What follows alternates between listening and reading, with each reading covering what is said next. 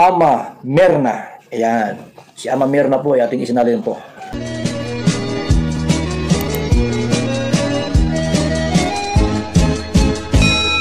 Ayan, good morning sa inyo. Ito muli si Ama Mirna, magbibigay lang sa inyo ng konting reaction. Ang akin pong bibigyan ng reaction ay tungkol po sa pamumuhay po ni Dong Henry Vlogs kasama ang kanyang pamilya dito po sa farm ni Kuya Val Santos Matubang. Natuwa lang ako sa pamilyang ito dahil yung kanilang ginagawa ay talaga nga naman. Ito'y gustong-gusto ko rin gawin sa buhay ko. Lalo na tayo medyo tumatanda na, ay kailangan talaga nating mamuhay na sa farm. Kung gusto po niyo makita ang mga ginagawa at ang pamumuhay ni Dong Henry Vlogs at ang kanyang pamilya, doon sa farm ni Kuya Val Santos Matubang ay dalawin po ninyo ang kanyang channel. Yan, marami po kayong mapapanood doon tungkol po sa pagfa-farming. Napakasaya po niyan. Supportan po natin Dong Henry Vlogs. Salamat! Ito ang pamilya ni Dong Henry ay nandito na sa farm ni Kuya Val Santos Matubang.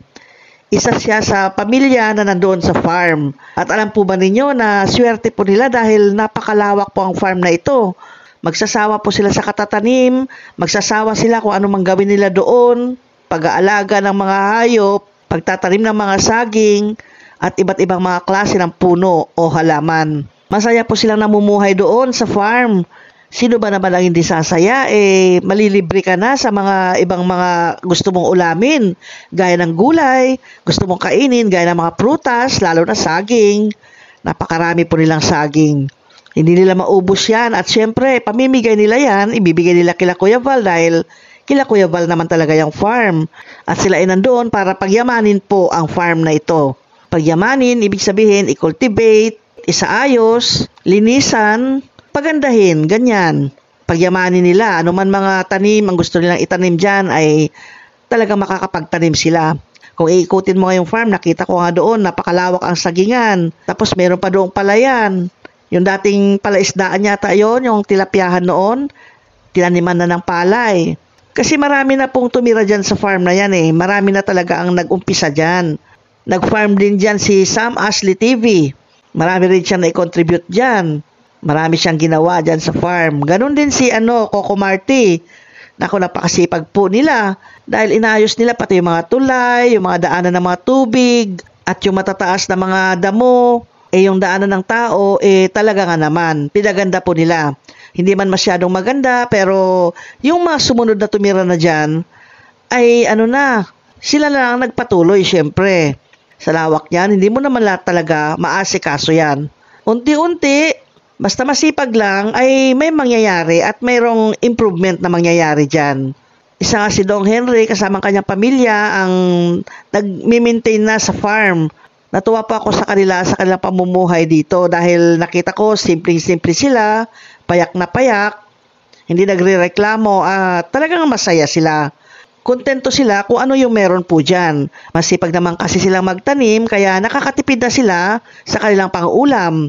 Itong nakaraan nga, nag-harvest sila ng mga saging. Ang daming saging ang kanilang na-harvest. To harvest na naman si Dong Henry ng kanyang lakatan. Dong, mga ilang yan, Dong? 5 sapad. Oh, baka madali. Ay, sayang.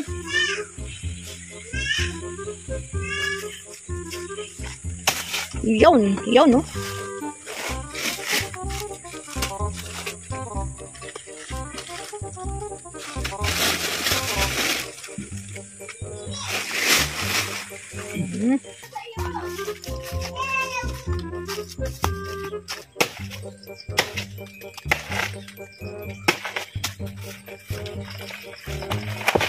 Oh, wala nasi.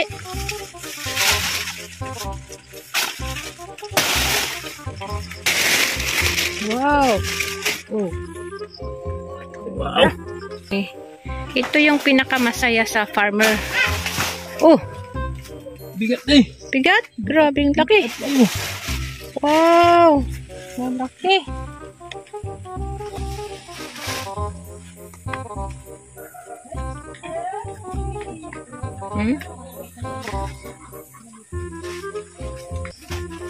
Pag mag-harvest, dito tayo puputol sa, di ba, kung itong kalahati niya.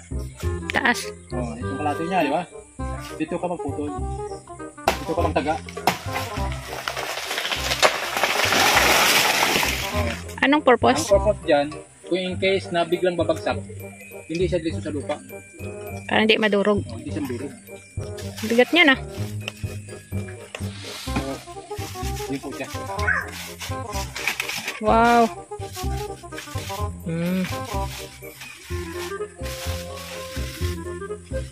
Okay. Tama nga po yung kasabihan na pag may itinanim, may aanihin. Basta masipag ka lang sa farm, hindi ka magugutom. Mas magugutom ka pa nga kung nasa syudad ka na walang ginagawa, di ba? Pero doon sa farm, magtanim ka lang ng mga gulay, magtanim ka lang ng okra, magtanim ka ng saging. Pagdating ng panahon, meron ka nang maha-harvest. Basta marunong ka lang sa pagtatanim, marunong ka sa pag-aalaga sa lupa, pagkukultivate sa lupa, ay hindi problema.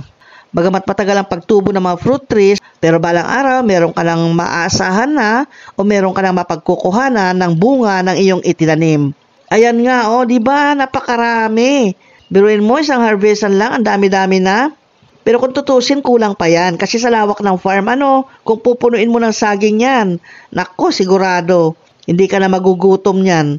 Siyempre, hindi lang naman silang kakain, kundi ibibigyan nila at ibibigay din nila doon sa may-ari ng lupa. At ibinibigay naman din ng may-ari ng lupa o pinadidistribute din yan doon sa mga vloggers, sa mga tao na kanilang mga gustong bigyan. Ipinamimigay po yan at talagang naman ipinamimigay na walang bayad. Kaya ang swerte po ni Dong Henry dahil sa kanyang pagtira sa farm, bukod sa nakakapag-vlog na sila, ay meron pa silang natitirahan na libreng bahay at libreng natataniman ng kung anong gusto nila.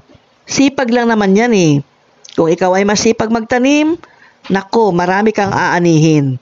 Hindi nagre-reklamo kasi naalaala ko noon. Dating may nakatira dyan. Nako, ang reklamo. Ang daming reklamo. Bawat reklamo niya ay binibigyan naman ng solusyon ng matubang family. Binibigay kung anong gusto. Pero dumating ang punto na sila nga ay umalis na doon sa farm. Ngayon nga ay isa si Dong Henry kasamang kanyang pamilya ang nabigyan ng pagkakataon na tumira doon para pangalagaan ang farm. Isang pagpapala po yan para sa isang tao dahil ang hirap kaya ng pagkatiwalaan ka ng isang tao para patirahin ka sa isang ari-arian nila. Kung ikaw man ay titira sa daet, ay syempre, kailangan mo mag-upa ng bahay. Kung gusto mo mag-vlog doon sa daet, ay kailangan mong mag-upa ng bahay. Kung gusto mo magtanim doon sa daet, ay kailangan mong bumili ng lupa. Pero itong sila Dong Henry, ay hindi na ganun ang ginawa. Libre silang tumira dyan sa farm, libre silang magtanim dyan, at syempre pangalagaan nila, ingatan nila, pagyamanin nila, at bigyan nila ng seguridad o seguridad yung farm ni Kuya Val Santos Matubang. O di ba isang pagpapala yan? Kaya blessed po sila dahil isa sila sa napili ni Kuya Val na tumira dyan sa Matubang Farm. Panoorin po ninyo yung mga vlogs po ni Dong Henry Vlog. Marami po siyang mga ginawa dyan sa farm. Kaya kung gusto po ninyo mapanood ang kanyang mga videos na nakakapagbigay ng inspirasyon, ay dalawin po ninyo Dong Henry Vlog. Supportan po natin siya. I-subscribe po natin at panoorin po ang kanyang mga videos. Ayan lang po ang aking masasabi sa ngayon na kung may itinanim, may aanihin. Kung masipag, may saganang biyaya ang maibabalik sa iyo. O di ba? Yan po ang kalagayan ngayon ni Dong Henry Vlog. Okay, salamat po muli sa inyong panonood. Hanggang sa muli. Bye-bye.